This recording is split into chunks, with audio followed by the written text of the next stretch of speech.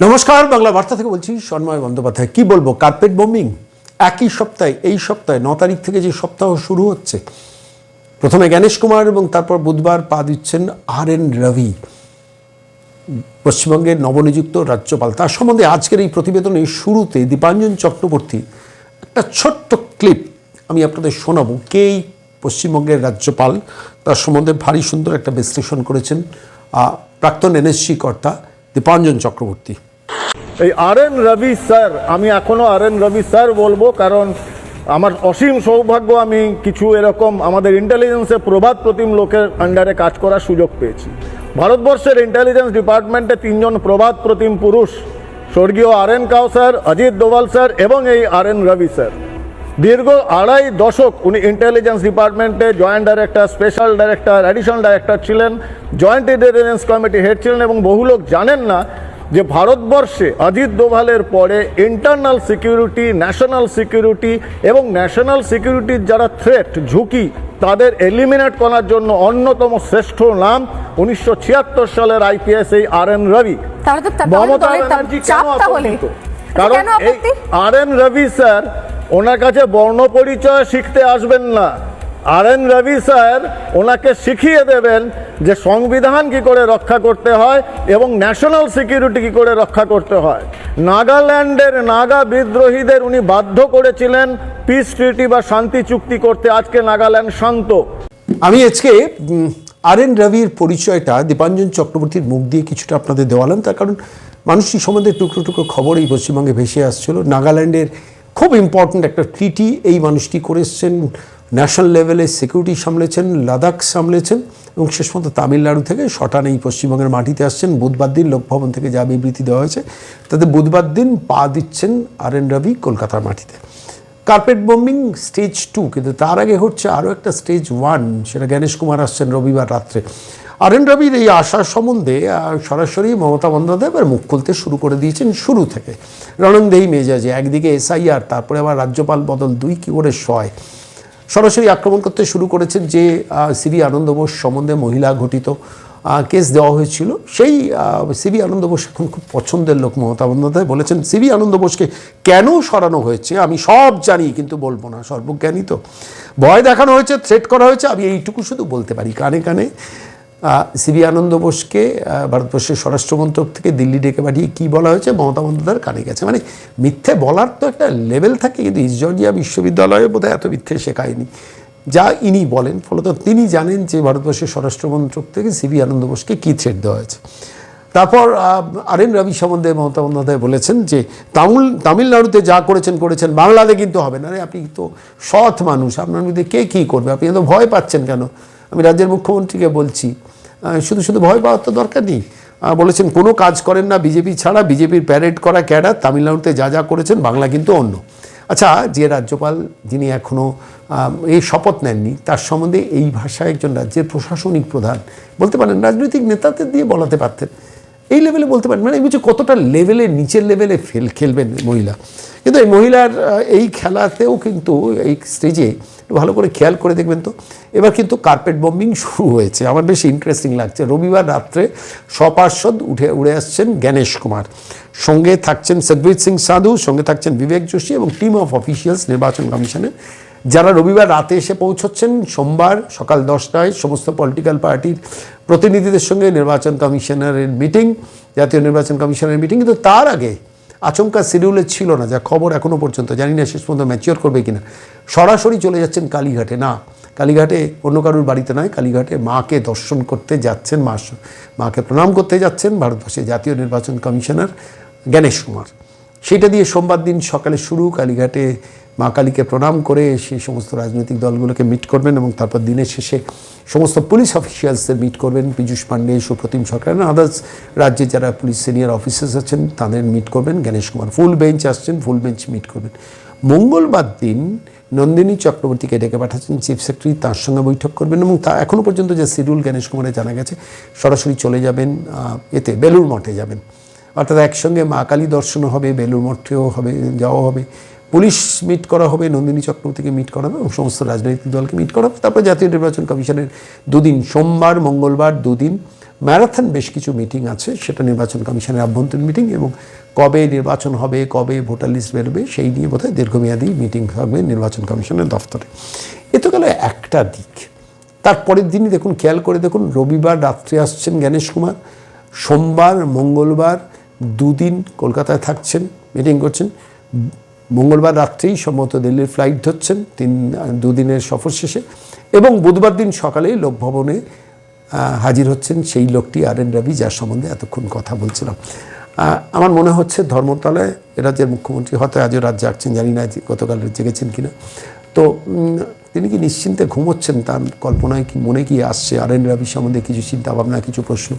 যে মানুষটা লাদাখ নিয়ন্ত্রণ করেন, যে মানুষটা অরুণাচল প্রদেশ নিয়ন্ত্রণ করেছেন, যে মানুষটা তামিলনাড়ুতে স্ট্যালিনকে বুঝিয়ে দিয়েছেন যে 1976 সালের IPS অফিসার কি ধাতের হয়, সেই মানুষটা কি মমতা বন্দ্যোপাধ্যায়ের বিনিদ্র রজনী শুরু করাবেন?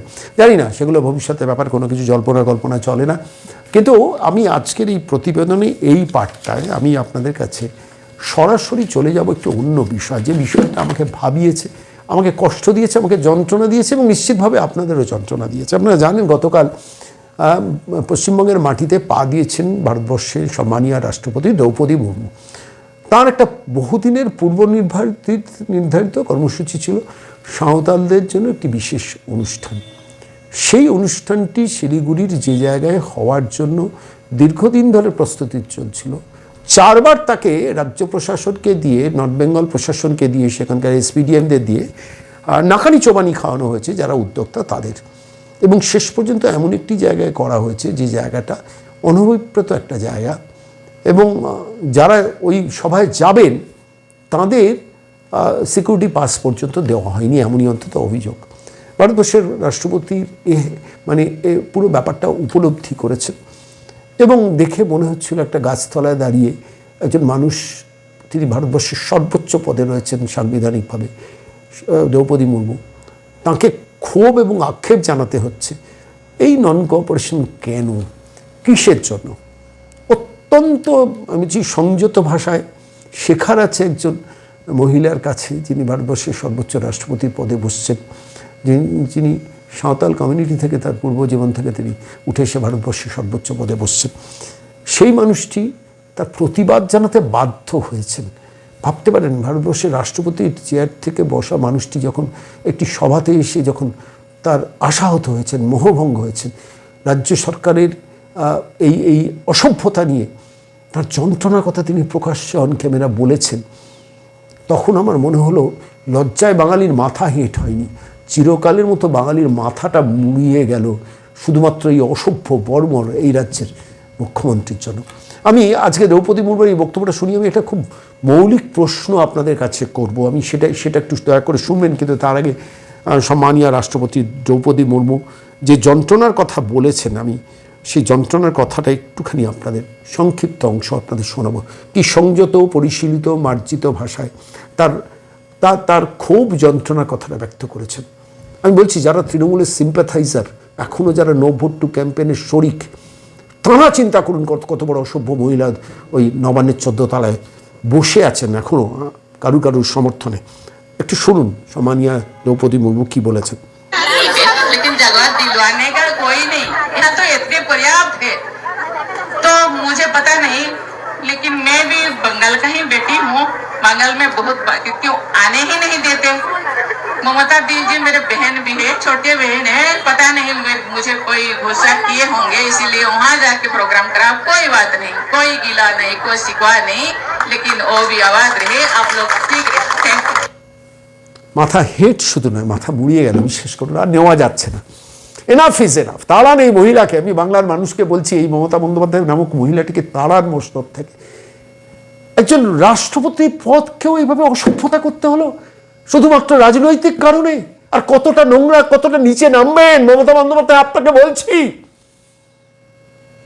কেন এই বদনামি প্রশাসনের তরফ থেকে করালেন বলুন তো একজন রাষ্ট্রপতিকে? আর তারপর সেই রাষ্ট্রপতি যেখানে লক্ষ মানুষের সমাবেশ হতে পারতো, সেই জায়গাটা না দিয়ে এমন একটা জায়গায় দেওয়া হলো যেখানে মানুষকে যেতে দেওয়া হলো না একটা প্রশাসনের তরফ থেকে। এক্ষুনি তো আমি বলছি, এক্ষুনি নন্দিনী চক্রবর্তী যিনি চিফ সেক্রেটারি, তাকে সরাসরি জেলের মধ্যে ঢোকানো উচিত। রাষ্ট্রপতি চেয়ারকে অসম্মানিত করার জন্য। কেন তাকে করা হবে না, আমি এইখানে প্রশ্নটা করছি, আপনাদের বহুকাল আগে মনে আছে কলাইকুণ্ডায় মমতা বন্দ্যোপাধ্যায়, আলাপন বন্দ্যোপাধ্যায় তখন চিফ সেক্রেটারি, তাকে নিয়ে গিয়ে ভারতবর্ষের প্রধানমন্ত্রীকে অমর্যাদা করেছেন, অসম্মানিত করেছেন। এবং তারপর পরবর্তীকালে ডিপার্টমেন্ট অফ পার্সোনাল ট্রেনিং, কেন্দ্রীয় স্বরাষ্ট্রমন্ত্রক বা প্রধানমন্ত্রী দপ্তরের অধীন সেই ডিওপিটি দপ্তর থেকে আলাপন বন্দ্যোপাধ্যায়ের বিরুদ্ধে ব্যবস্থা নেওয়া হয়েছিল। এবং সেই ব্যবস্থা নেওয়ার ব্যাপারে তার পরবর্তীকালে তার এক্সটেনশন আটকে দেওয়া হয়, পরবর্তীকালে ক্যাটে মামলা হয়, সেই ক্যাট দিল্লি ক্যাটে ট্রান্সফার করার জন্য আবেদন করেন এবং সেটা অনুমোদিত হয়। এবং তারপর পরবর্তীকালে কলকাতা হাইকোর্টে জাস্টিস সব্যসাচী ভট্টাচার্যের বেঞ্চে গিয়ে সেটাকে রহিত করেন Alapan Bandyopadhyay at the cost of our money. আমাদের আপনার ট্যাক্সের টাকায় আইনজীবী রেখেছিলেন নিশ্চিতভাবে, আমি কিছু তথ্য জানি বলে বলছি। তার পরবর্তীকালে এই মামলাটা সরাসরি দিল্লি হাইকোর্ট রিজেক্ট করে দেন। দিল্লি হাইকোর্ট বলেন যে দিল্লি ক্যাটেই বিচার হবে আলাপন বন্দ্যোপাধ্যায়ের, এবং পরবর্তীকালে সেইটার বিরুদ্ধে দিল্লি হাইকোর্টে গিয়ে মুভ করেছেন আলাপন বন্দ্যোপাধ্যায়, এবং very recently that was turn down, rejected.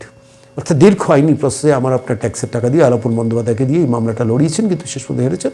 এখন দিল্লিতে তার বিচার পর্ব চলবে, কিন্তু তার অবসরকালীন বেনিফিট সমস্ত আটকে দেওয়া হয়েছে এই আলাপন বন্দ্যোপাধ্যায়। এক্সটেনশন শুধু দেওয়া হয়নি না, যে মুখ্যমন্ত্রী মমতা বন্দ্যোপাধ্যায় যা হয় যে কোনো অভিযুক্ত ব্যক্তিকে সবসময় তার পরামর্শদাতা করেন, আলাপন বন্দ্যোপাধ্যায়কে নবান্নের 14 তলায় নিয়ে গিয়ে পরামর্শদাতা করে রেখে দিয়েছেন বদবুদ্ধি দেওয়ার জন্য। তিনি ভারতবর্ষের প্রধানমন্ত্রীকে অসম্মানিত করেছেন বলে এই পেনালাইজড হয়েছিলেন ডিওপিটি ডিপার্টমেন্টে, এখনও তার বিচার পর্ব চলছে। তাহলে প্রশ্ন হলো, প্রধানমন্ত্রী চেয়ারের ওপরে তো ভারতবর্ষের রাষ্ট্রপতির চেয়ার, তাই নয় কি বলুন তো? আমার প্রশ্নটা এখানে, সেই রাষ্ট্রপতির পদকে অসম্মানিত করা, প্রোটোকল না মানিয়ে, অর্থাৎ মিনিমাম প্রোটোকল ভারতবর্ষের রাষ্ট্রপতিকে অভ্যর্থনা দেওয়ার জন্য প্রোটোকল ডিমান্ডস, সে পশ্চিমবঙ্গের মুখ্যমন্ত্রীকে থাকতে হবে তাকে রিসিভ করার জন্য। যদি তিনি না পারেন, তার মন্ত্রিসভার গুরুত্বপূর্ণ কোনো সদস্যকে রাখতে হবে রিসিভ করার জন্য। সেটাও করেননি।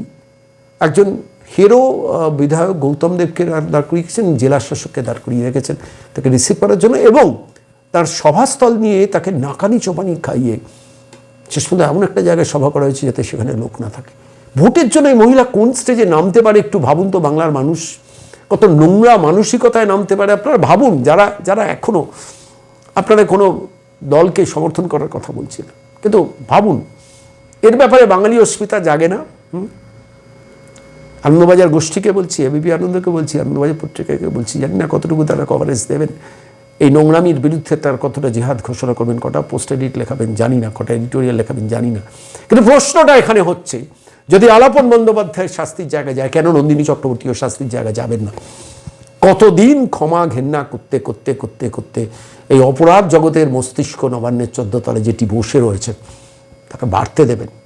এটা বাঙালির কোটি কোটি বাঙালির প্রশ্ন। সারা পৃথিবীতে যারা আমার এই বক্তব্য শুনছেন, বহু প্রবাসী বাঙালি আছেন, টাচ ইউর হার্ট বুকে হাত দিয়ে বলুন, এই বাংলা কি আপনি পেছনে রেখে গেছেন বাংলার বাইরে? প্রশ্ন আপনাকেও করছি, প্রশ্ন সমস্ত বাংলার সমস্ত মানুষকে করছি, অবসরপ্রাপ্ত সরকারি কর্মচারী, অবসরপ্রাপ্ত সাধারণ মানুষ, সিনিয়র সিটিজেন, জেনারেল সিটিজেন, মহিলারা যারা আমার এই প্রতিবেদন শুনছেন, আপনাদের মাথা হেঁট হয়নি বলুন তো? আমার তো মাথা মুড়িয়ে গেছে সত্যি কথা বলতে এই নোংরামিতে। ভারতবর্ষের রাষ্ট্রপতি চেয়ারকে এইভাবে অসম্মানিত করা যায়? আর তারপরে কি অত্যন্ত মার্জনীয়ভাবে ভারতবর্ষের রাষ্ট্রপতি শিখিয়ে গেলেন প্রতিবাদটাও কিভাবে করতে হয়। স্যালুট ম্যাডাম, আমি বিশ্বাস করুন আমি অভিভূত।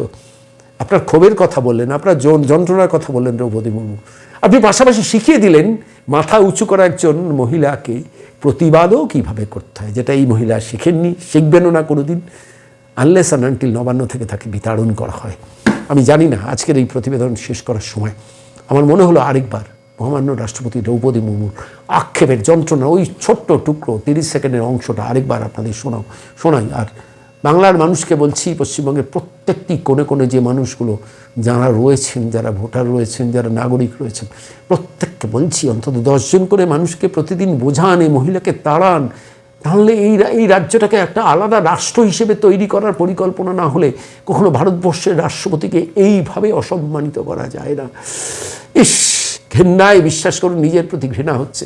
এই বাংলার আমি একজন বাঙালি, যেখানে দাঁড়িয়ে একজন রাষ্ট্রপতিকে এইরকম কদর্য কুৎসিত ট্রিটমেন্ট করা যায়। প্রোটোকল ছেড়ে দিন, প্রোটোকলের তো ধারেন না মহিলা, কিন্তু প্রশ্নটা হলো যে তাঁর একটা আদিবাসীদের নিয়ে সভা করার সেই জায়গাটাও আপনি আটকে দিলেন এইভাবে, যেটা রাষ্ট্রপতি তার ক্ষোভটা উগড়াতে বাধ্য হলেন। কী হতো যদি ভারতবর্ষের রাষ্ট্রপতিকে যে জায়গায় প্রোগ্রামটা ছিল সে জায়গার প্রোগ্রামটা করতে দেওয়া হতো, সাধারণ মানুষ যদি সমবেত হতো, ভোট চলে যেত তৃণমূলের।